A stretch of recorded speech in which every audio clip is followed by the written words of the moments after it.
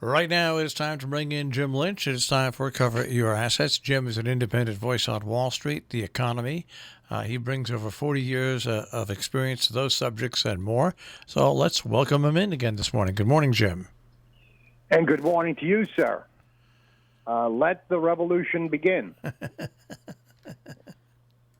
I was waiting for you to get your place in line. I want you a good spot.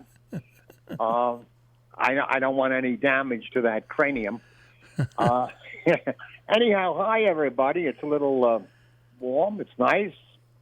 Most importantly, I got up this morning and I said, wow, you should remind the audience we're still breathing. We're still moving ahead. That's right. I always say, every morning I get up, yep, I'm on the right side of the dirt this morning. Well, that's because you have the bears and the animals to handle it. I mean, you're kind of in paradise already. Well, it is a kind of paradise. Yes. I love my little paradise that I've been in now for about 12 years, something like that. It's been It's been a while. It's nice. It fits me like a glove. It's nice. Yeah. It's Casa Miles, and it's also wrapped. What's the word I'm looking for? It's wrapped like a Cristo. It's impenetrable from the outside by anything except for any insects. what I want to come into it, Jim. And you know the greatest thing? I can sit around there in my shorts, in my undies. I can do whatever I want. It's just my little relaxation zone. Yeah. You're I can see skivvies. that in following you on the Facebook on those pictures. I tell you the truth. It's really things like that nowadays. These pictures of people doing whatever they're doing. It's really so uplifting because it gives you a feeling. Hey, this is life. All this other stuff. It's terrible, but you have to understand, Jim. I really do, and Jill will tell you this. When I get off the air and I go home, I totally lock out the outside. I totally lock out what's going on in politics with COVID-19. I lock out everything for a good 4 hours. I have to. Otherwise, I'd go crazy. Right. And that's the great thing about having an environment like that where you can do that. Where you can get away from it and you can gather your own thoughts and your own sensibilities of everything. And rebalance. And not be yelled at by everybody. Constantly. And then you bring yourself together and you come back out of it and you're you ready. do another day. Yep. And you've got you've refilled or you've replenished as best you can. yeah, that's really great. I think we should all, Try. myself included, take your example and somehow work out those processes that will help us. We all don't enjoy what you have, landscape-wise, but there are all kinds of ways to do this thing, mentally as well as physically.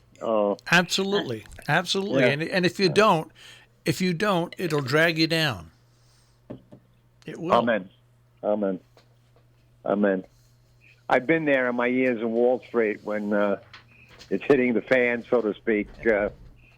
When you're in that position, kind of, there's really not much way to go. You gotta put your head down and get through it. Eventually, you can relax. But enough about the last war.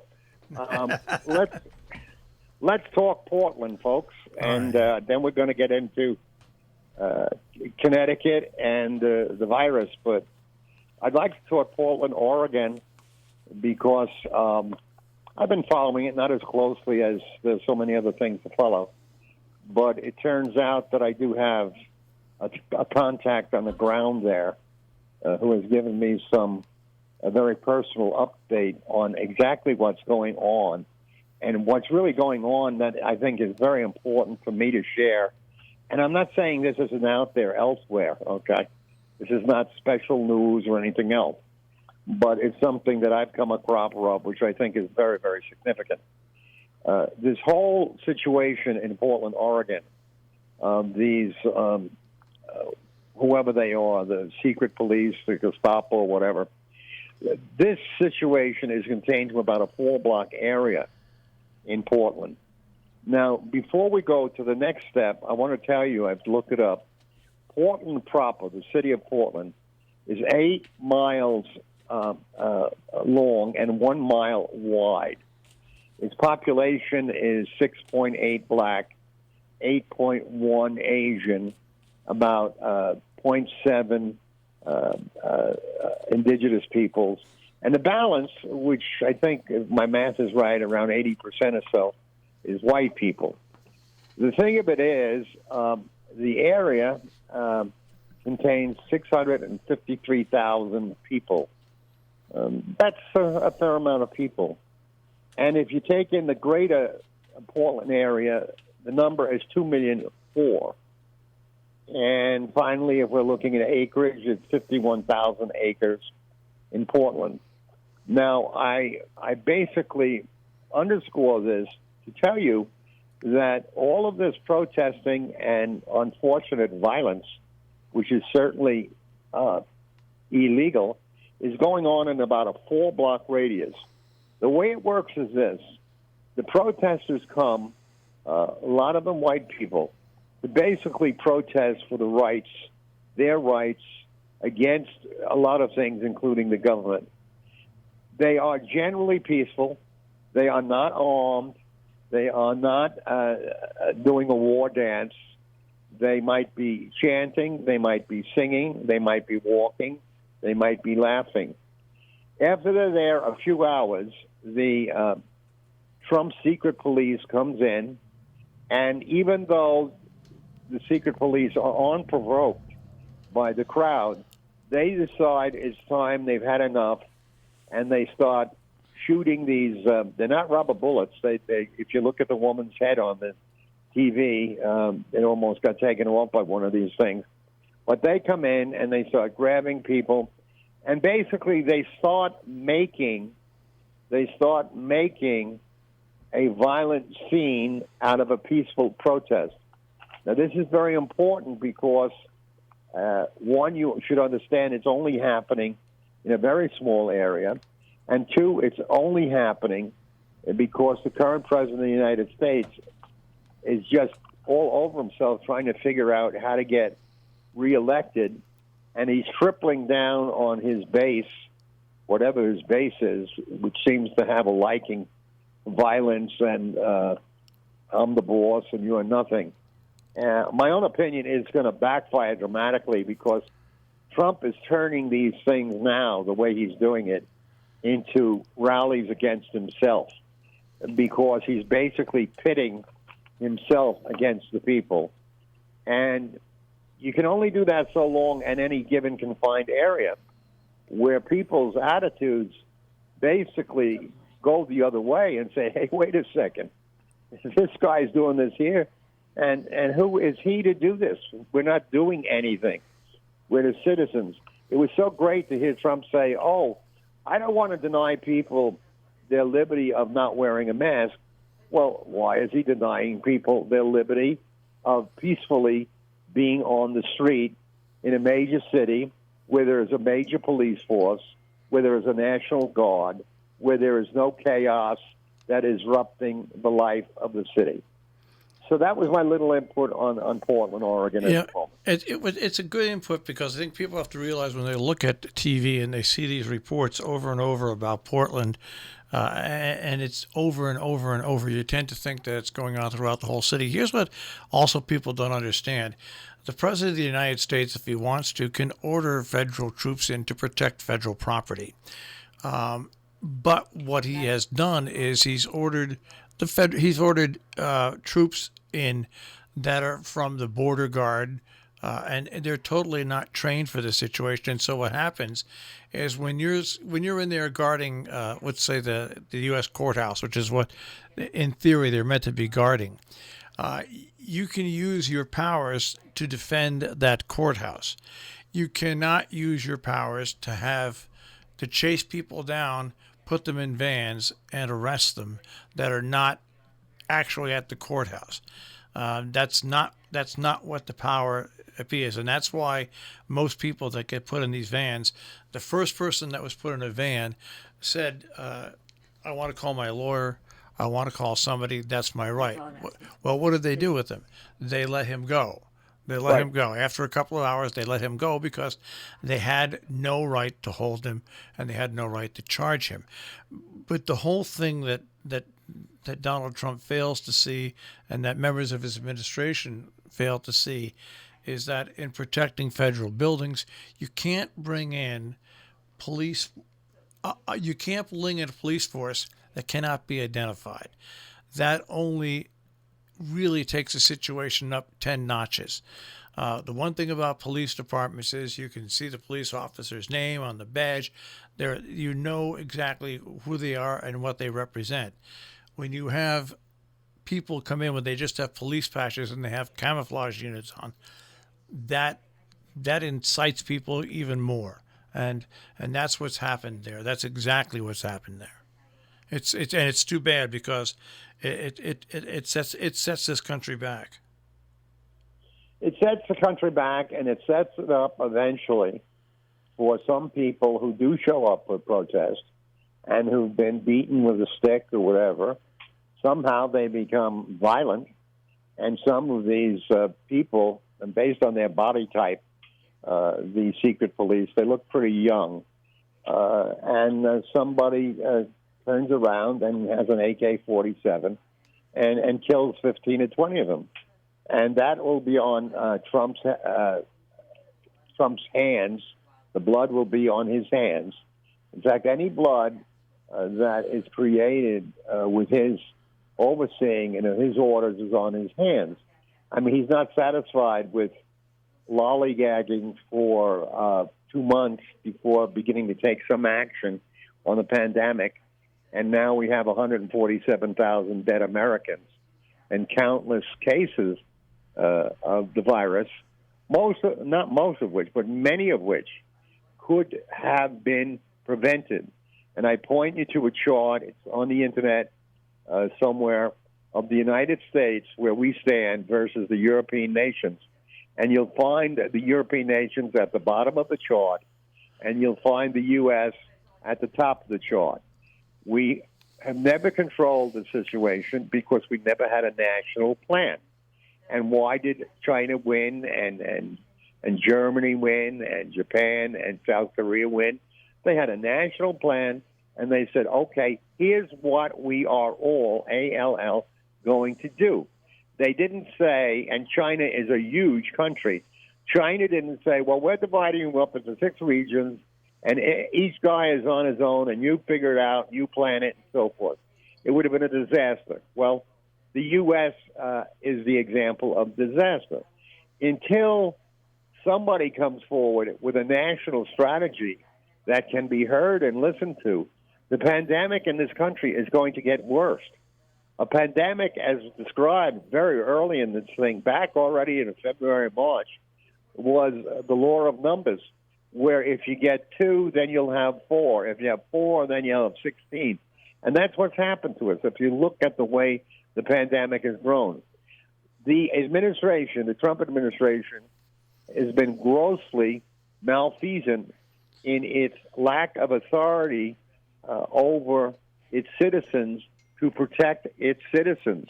No citizen has the right to inflict harm, discomfort, unhappiness on another citizen. And I point to you in your local areas, isn't there a law against smoking in public? Isn't there a law against urinating in public? On and on it goes. It's called a civil society. Now, the people who continue to go with what the president has been putting on the airwaves for months, now they've bought the Kool-Aid, and they don't want to do masks because, I don't know what they think. They've surrendered their brain power. But they surrendered. They don't want a mask. Fine. Go in the corner and stay there without a mask. Leave the rest of us alone. Here's what the big problem is, Jim. You have a bunch of black Americans and white Americans who support the black Americans who protest around a national building, and they get violently moved. You have President Trump who violently moves protesters from the street in front of the White House. And it was a Black Lives Matter protest. Just take yourself time back to the Bundys when they took over that federal ranch, and they took it over. They took it over. and they finally they were all let off. Nobody got charged on that. They got charged, but nobody was convicted. Take the time where that farmer was illegally keeping his cattle on U.S. territory, and there were actually people on overpasses with guns aimed at the federal marshals. The federal marshals backed down. Take a look at the Indians when the pipeline were going under their property. What happened to them? How they were beaten, thrown around by. There is a huge disparity with this administration between what minorities, if you have a colored skin, whether it's red, whether it's brown, whether it's black, whether it's yellow, and then what happens when it's white people. I mean, you can't pick and choose how you as a government are going to treat your population. You have to treat everybody the same, and that's not happening. It's not happening, and to use color code, this administration has the green at the top of its priority. The green being those people who've got the money and the influence to help Donald Trump and his entourage out personally. And more this is revealed. People don't really seem to hop on the bandwagon, at least his base, so to speak. The man is out golfing twice during the weekend and talks about it while the virus is raging. For instance, particularly in the state of Florida, where he conned this stupid guy, DeSantis, who I guess is a governor, to basically open up. And even after he opened up and it got worse, he still couldn't get his hands on it. He's very much a Trump accolade, and he behaves very much like Trump. He's like a deer caught in the headlights or caught in sand. He can't move. He can't plan. He can't make a decision. And that is Trump. This is why this convention thing, the Republican convention, got so out of hand, because the people who were trying to plan it, Trump could never sign off on anything. It's the same as the situation now where we're trying to get money out to the populace here in the U.S. to help them pay their rent and not starve and get back to the workforce. He can't do anything. Who ever heard of a major piece of legislation? The main contestants for it are four senior people in the government. Where is he? He was on the golf course. What's his input? He says, oh, show it to me. If I like it, I'll sign it. If I don't like it, I won't sign it. No thought. No empathy for people who are suffering, and frankly, no regard for the well-being of the entire country. Oh, Jim, you're right, because the first time that stimulus money was released, it was done very poorly. Very, very, very wealthy people, very, very big companies, up to 500, broke in on that stimulus package and took most of the money in the first round, leaving a lot of people left. Also, who in their right mind in the government actually thought paying people $800 a week more than they'd ever make was going to send people back to work? It just was not a well thought out plan. And I know it's pandemic, but still, when you're going to do a stimulus package, you look at the stimulus package that was put together to save the auto companies. Well, that's been paid off, and that stimulus package actually worked to our advantage. But a stimulus package where people were paid $800 a week to stay home, the federal government, had they taken advantage of their power in the beginning, should have never shut down this country, should have just made sure that testing was available, that social distancing was done, and that masks were worn everywhere. And then after 2 months, see where you stand. Because once again, we look right now at Connecticut, and we look at New York, and we look at Massachusetts and New Jersey, and we look at the fact that we have actually slowed the virus to a crawl. We haven't stopped it, because you can't stop it. We've slowed it to a crawl. And you know what? The rest of the country hadn't learned from this, because there is no federal leadership on this program. And you can't keep shutting down the country as a whole. That's not the answer. You can't keep sending out $800 to people not to work as a whole. We have 50 different states doing 50 different things. The government offering up its own monetary morass, which helps really the big companies, and that's why we're in the mess we're in. there is not one central point of how to fight this. I would underscore that there's not only one central point, but the President of the United States, even the other day, but for months and months and months, television appearance, Twitter appearances, whatever, has been downplaying the seriousness of this pandemic, this virus, has been downplaying and negating the rules put forth when they had some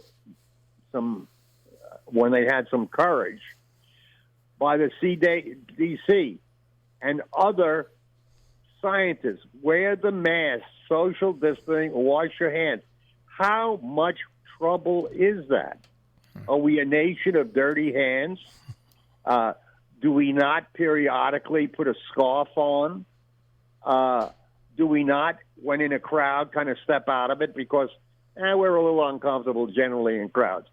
What's asked here is nothing other than common sense for the individual who is being asked it to preserve their health. But more importantly, looking at the divisiveness of this country, people need to respect other people.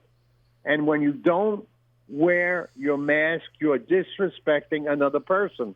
Yet we see now so many times where people who are wearing masks are assaulted by those without them. It is incredible.